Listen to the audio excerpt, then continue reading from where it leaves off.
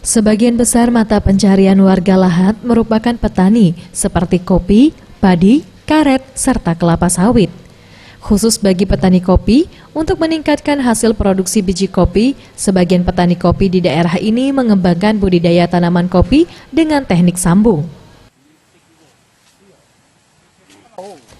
Secara ilmiah, budidaya tanaman kopi dengan teknik sambung termasuk dalam perkembangbiakan tumbuhan secara vegetatif buatan. Dalam teknik sambung ini dilakukan penggabungan antara batang bawah dan batang atas dari dua tanaman kopi. Tujuan teknik ini adalah menggabungkan sifat-sifat unggul dari dua tanaman kopi sehingga diperoleh tanaman kopi yang memiliki sifat-sifat unggul.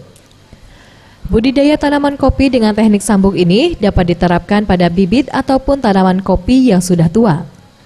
Adapun cara melakukan budidaya tanaman kopi teknik sambung ini terlebih dahulu dengan mempersiapkan sejumlah peralatan yang diperlukan seperti gunting daun, cutter, tali rafia, serta kantong plastik transparan berukuran 10 cm x 3 cm.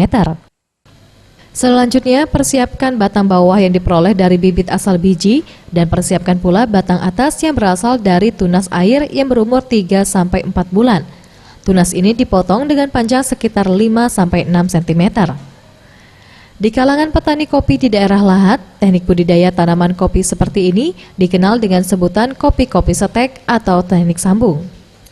Petani kopi di Kabupaten Lahat yang telah menerapkan budidaya tanaman kopi dengan teknik sambung ini, salah satunya adalah Mahmud, warga Kota Agung, Kecamatan Kota Agung, Kabupaten Lahat. Ia mengaku telah mengembangkan budidaya tanaman kopi dengan teknik sambung sejak 5 tahun yang lalu. Sebelum dikembangkan, 2.000 batang pohon kopi di kebunnya hanya menghasilkan 500 kg biji kopi dalam satu kali panen.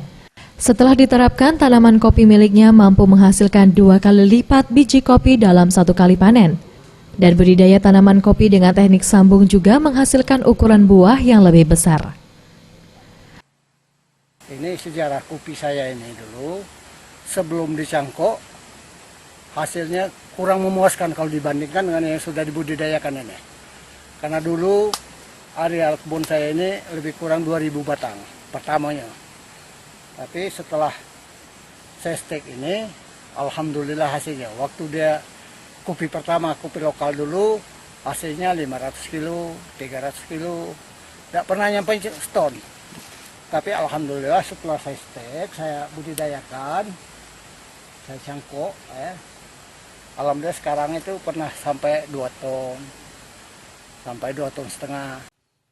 Mahmud menambahkan, budidaya tanaman kopi dengan teknik sambung ini terinspirasi dari para petani kopi di wilayah Provinsi Lampung yang telah terlebih dahulu mengembangkan budidaya tanaman kopi dengan teknik ini.